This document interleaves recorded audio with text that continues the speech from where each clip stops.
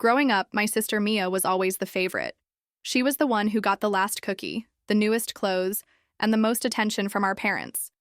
I didn't mind it much when we were small. I thought it was normal. I believed that if I stayed quiet and did my part, things would be fair someday.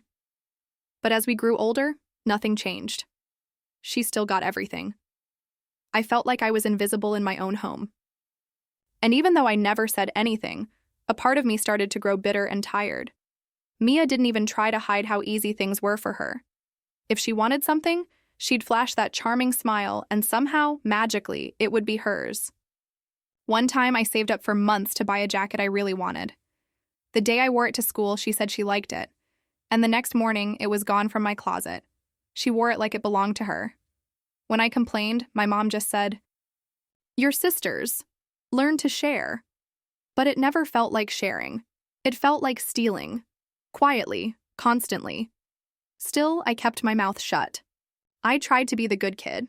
I focused on my schoolwork, stayed out of trouble, and kept to myself. But even at school, Mia's shadow followed me. Teachers would ask, "Oh, are you Mia's sister?" with a smile, expecting me to be just like her, loud, bright, funny. I wasn't. I was careful, quiet, thoughtful, and yet no matter what I did, I was always just her sister. Not me, not my name, just an echo. That hurt more than I let anyone know. Not even Mia realized how much it hurt. Things got worse when I bought my phone. It wasn't a fancy phone, just something I worked hard to afford. I did chores for neighbors, saved birthday money, and skipped little things like snacks at school. When I finally had it, it felt like freedom. I could take pictures of things I loved, write my thoughts, listen to music, talk to people who saw me as me. That phone became my best friend, my diary, my comfort.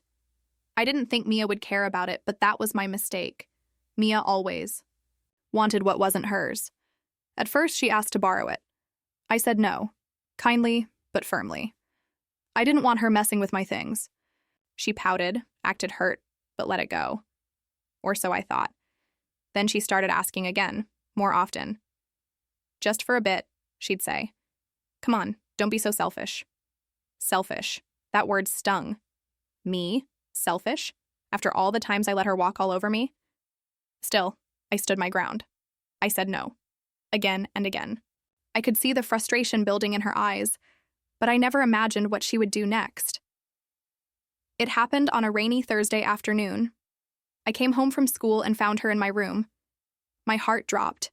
She was holding my phone, scrolling through it with a smirk on her face. I yelled, "What are you doing?" She looked at me like I was the one in the wrong. "Relax, I was just checking something," she said. I reached out to grab it, but she pulled back. And then, in one sudden moment, she slammed it on the floor. The sound of glass cracking echoed in the room. I froze, unable to breathe.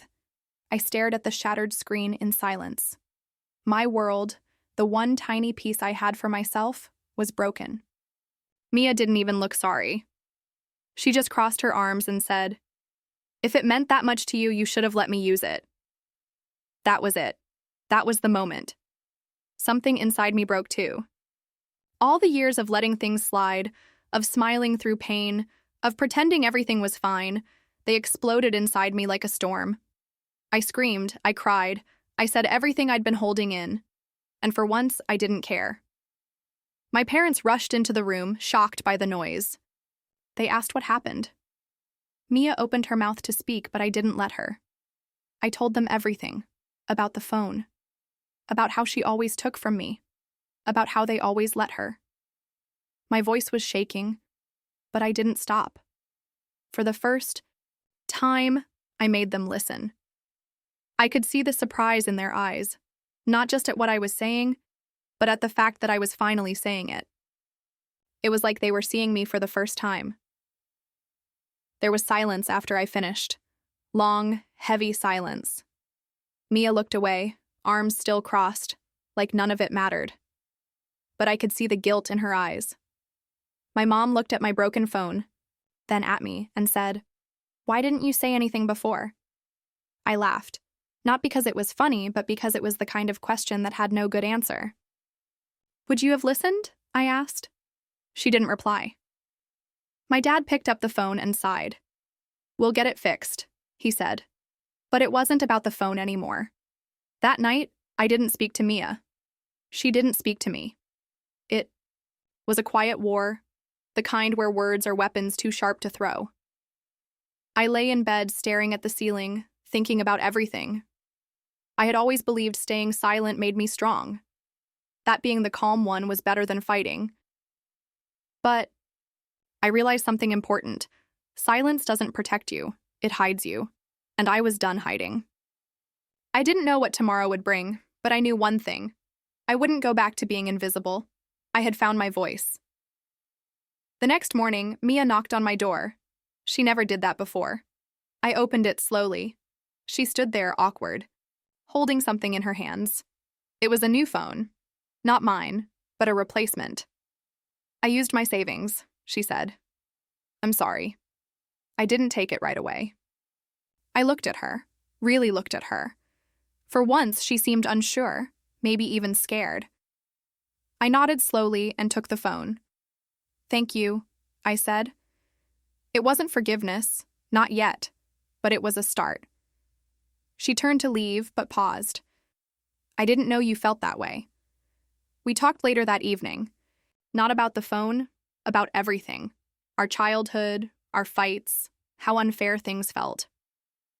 Mia admitted she took a lot for granted. I admitted I never spoke up when I should have. It wasn't an easy conversation, but it was real. And real is better than pretending. For the first time, we were just two sisters. Not the favorite and the forgotten. Just two people trying to understand each other. I didn't forget what she did, but I started to understand why. Sometimes people hurt others without meaning to. That doesn't excuse it. Our parents noticed the change.